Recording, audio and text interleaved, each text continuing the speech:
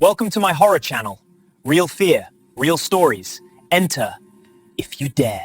The rain was coming down hard when the last night bus on Route 77 began its final run at 11:47 p.m.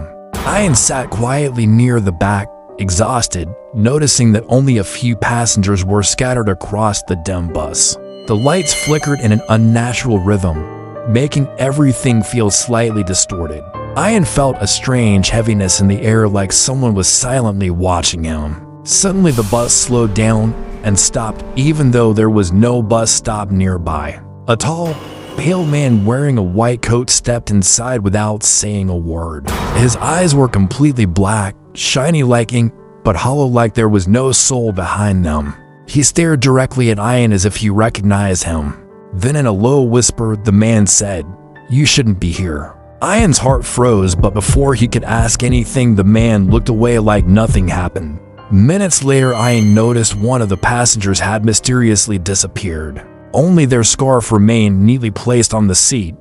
Before he could process it, another passenger silently vanished as if pulled into thin air. Ayaan felt the bus getting colder, like the temperature was draining from his bones. He rushed to the driver and said something was wrong, but the driver kept staring at the road.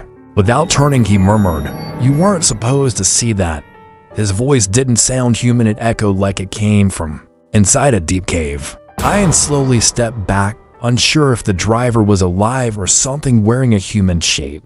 The bus turned onto a narrow forest road that didn't exist on any map. The trees leaned unnaturally close as if they were listening. Ayaan checked the windows, but all he could see were shifting shadows running alongside the bus. They weren't animals, they moved fast and quietly. When he turned around, the only remaining passenger was the pale man in the white coat. He stood slowly, as if his bones cracked under his skin. He said softly, "They don't know they're dead."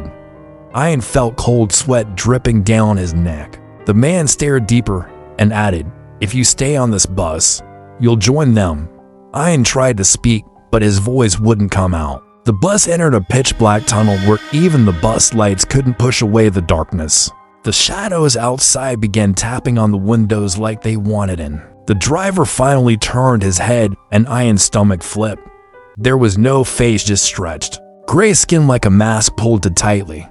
Ayaan panicked and grabbed the emergency door, but it didn't move at all. The pale passenger shouted, "The window, break it now." Ayaan swung his elbow into the glass until it shattered. He threw himself out while the bus screeched in the darkness. He hit the wet ground, rolling, and blacked out instantly.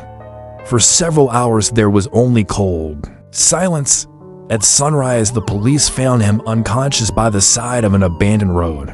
They took him to the station where he explained everything, trembling. One of the officers exchanged a worried look with another. Then he said, "Son, Route 77's night bus crashed 12 years ago. Everyone on board died."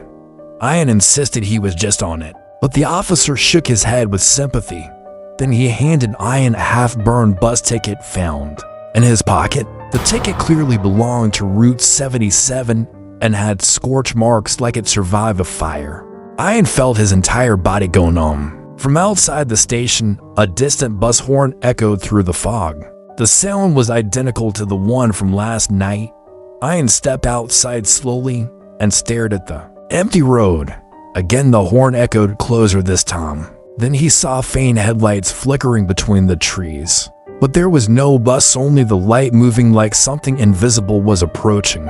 A cold whisper passed behind him saying, "You got off too early." Ayaan spun around but saw no one. The wind grew stronger, like something large was passing by him unseen. Gravel shifted under his feet as if footsteps were circling him.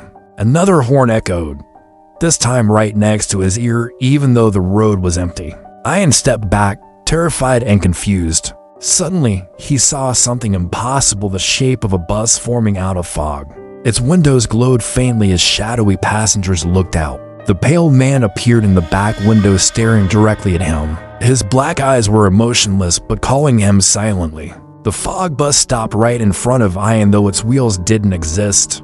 The door opened with a hiss, though no physical door was visible. Ayaan tried to run, but his legs felt heavy like the air itself was holding him. The whisper returned.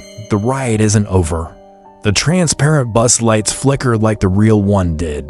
Ayaan backed away slowly, heart hammering, but the fog reached out like tendrils wrapping around his wrist. He jerked his hand free and fell to the ground. When he looked up, the fog bus was fading away into the trees. The pale man's face was the last to disappear. Ayaan crawled backwards until he hit a tree trunk. The final horn echoed through the forest one last time. Then everything went silent, completely silent. Ayaan realized the bus wasn't gone, it was waiting.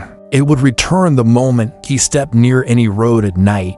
And next time, he might not escape before the door closes. This tale ends here. Until the next darkness, goodbye.